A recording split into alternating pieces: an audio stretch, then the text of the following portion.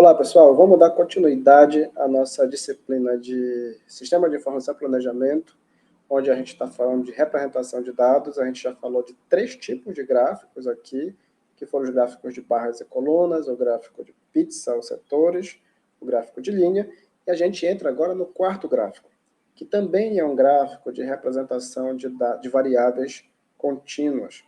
Esse gráfico é chamado de gráfico de dispersão. Também é conhecido bastante o termo em inglês que denomina esse gráfico, chamado de scatter, ou scatter plot. Tá? É esse gráfico de bolinhas que vocês estão vendo aqui na nossa tela. Ele tem como principal característica a representação de 2 variáveis numéricas, onde cada bolinha dessa, pessoal, significa uma amostra. Então, pode ser um indivíduo, uma condição na qual foi avaliada, pode até ser um dia, sei lá, um país, vamos dizer que seja aí, dependendo do tipo de dado que você tem, mas, de fato, cada bolinha dessa é uma amostra. Então, quando você tem esse monte de bolinhas aqui, significa que você tem várias amostras que apresentam uma associação entre as 2 variáveis, x e y, em algum local dentro desse espaço bidimensional. Isso daí a gente normalmente diz que a variável x é a variável independente e a variável y é a variável dependente. Então, a gente tem uma ideia de como a variável y muda de acordo com a variação na variável x, tá? Mas, basicamente, é a associação entre 2 variáveis. Então, cada ponto desse é uma leitura, é um indivíduo, uma condição na qual foi feita. E aí você vai achar o par ordenado para cada leitura que você fez, e no final você vai ter um gráfico, que aí vai permitir para você, como nesse caso desses 2 exemplos que eu coloquei, quanto maior em x, maior em y, mas pode ser o inverso ou pode não ter padrão nenhum. Então, a leitura que você vai fazer no final, ela é muito dependente, vamos dizer assim, da tendência da maioria dos pontos, né? Então, vamos ver como é que a gente pode fazer esse gráfico de dispersão no Microsoft Excel. Então, eu vou sair aqui da minha apresentação, vou chamar o Microsoft Excel. O Excel está aqui. E aqui no nosso exemplo, eu vou fazer um gráfico onde eu vou representar a ingestão de sal e o valor da pressão arterial sistólica. Então, a pessoa está querendo estudar, por exemplo, a influência da quantidade de sal ingerido sobre as variações na pressão arterial sistólica. Então, se eu tenho a tabela bem feitinha, eu marco aqui a minha tabela, venho em inserir, peço para o Excel fazer a sua leitura. Esse é um dos poucos gráficos que o Excel não vai encontrar legal. Se eu tenho 2 variáveis, pessoal, e os valores, as 2 são variáveis numéricas, a melhor escolha é você ir nos gráficos de dispersão. O Excel ele não dá, ele na verdade dá esse aqui, que ele chama de dispersão com linhas retas e marcadores, mas é a terceira opção dele. Eu prefiro vir aqui em todos os gráficos, bem aqui, ó, tem o gráfico X e Y, né? Que até do lado está escrito gráfico de dispersão. Então, eu escolho o gráfico de dispersão e está aqui ele. Clico, vou dar um OK, já apareceu aqui meu gráfico. É um dos gráficos que mais sai incompleto dentro dessa inteligência artificial aí do Excel. Então, vou dar uma arrumada logo aqui num tamanho que eu acho que vai ficar legal. Tiro esse título que a gente já discutiu, que esse título não é para aparecer aí. Aí eu vou trocar a fonte. Eu vou colocar uma fonte legal e vou colocar tudo preto. Feito isso, é fazer o embelezamento, que a gente já sabe muito bem como é que é.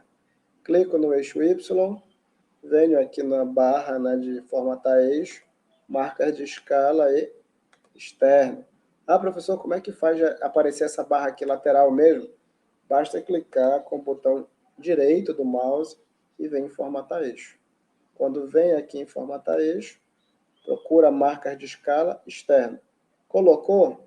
Vou aqui na tinta, a linha da tinta está sólida, só que não tem que ser cinza, tem que ser preto. E eu gosto de colocar 1,5 de novo, né? Mesma coisa eu faço aqui para o X. Então, eu venho, clico em opções de eixo, vou em marcas de escala, externo também. Esse é um gosto meu. Se vocês quiserem, eu vou fazer um experimento aqui. Eu vou colocar interno dessa vez em um e no outro, só para a gente poder ver. Não existe nenhum problema colocar interno ou externo, tá, pessoal? Então, depois que eu coloquei interno, eu venho na tinta e coloco sólido, e linha preta, e espessura 1,5. Então tá aqui. Como é que seria um gráfico com marcadores internos? Essa é uma questão, essas linhas internas aqui eu particularmente não gosto, tá? Então essas marcadores aqui internos pode ficar aqui, sem problema nenhum, não mexe nada. Mas o que é importante notar, que é o título dos eixos. Então eu venho aqui em Design, né? Clico nessa parte branca aqui de baixo, aparece essa janela verde aqui, ferramentas de gráfico. Eu venho em Design e adicionar elemento de gráfico, título dos eixos. Aí eu venho, coloco o título. Ah, qual é o título do X? É a primeira coluna. É a ingestão de sal. Aí eu coloco a unidade, porque é importante colocar nesses gráficos a unidade corretamente. Aí já que eu já coloquei do X, eu vou agora e coloco no eixo vertical, no Y. Pressão arterial sistólica milímetros de Hg, né? Milímetros de mercúrio. E aí, professor, tá pronto? Tá pronto. Só que eu não me agrado com esse negócio dessas bolinhas azuis aqui. Então, como é que eu gosto de fazer? Se eu clicar em cima das bolinhas azuis, aqui do lado ele já coloca, formatar a série de dados. Aí eu venho aqui, por exemplo, em marcador, opção de marcador, interno. Eu gosto dos círculos. Eu já falei na aula de gráfico de linha que para mim o tamanho ideal, se não sobrepor, é algo em torno de 11 a 12. Vou colocar 11 aqui. O preenchimento, normalmente eu gosto de colocar uma cor meio branca ou cinza claro. E a borda eu acho muito importante ser preta, com uma espessura legal. Tá? 1,5 aqui, por exemplo. Então, olha só aqui. Esse gráfico aqui está pronto, tá? Então, é um gráfico que, se eu for fazer a leitura, né? Ah, esse gráfico me diz que quanto mais eu tenho ingestão de sal por dia, maior é a minha pressão arterial. Obedece, inclusive, uma tendência a ser linear, né? Então, eu tenho um aumento quase linear da variação da pressão sistólica, pressão arterial sistólica, de acordo com a ingestão de sal. Então, vejam o quanto informativo é esse gráfico. Esse gráfico é um gráfico que as pessoas gostam muito de fazer. Eu, particularmente, não gosto de colocar linhas nesse gráfico. Como é que colocaria linhas? Se eu clicar aqui em cima da série de dados, né, ficar todo mundo marcado, basta vir na linha, na tinta, e colocar a linha sólida.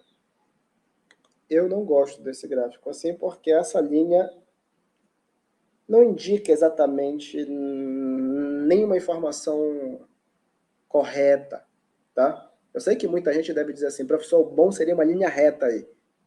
O bom seria uma linha reta, mas não essa linha que liga os pontos. Então, já que eu não gosto dessa linha, eu venho aqui, tiro essa linha e deixo o meu gráfico aqui bonitinho, tá bom? Então, esse gráfico aqui é o gráfico de dispersão. No próximo gráfico, para quem ficou se perguntando, mas e aí, como é que eu coloco a linha reta, né? A gente vai ver isso no próximo gráfico. Até mais, pessoal!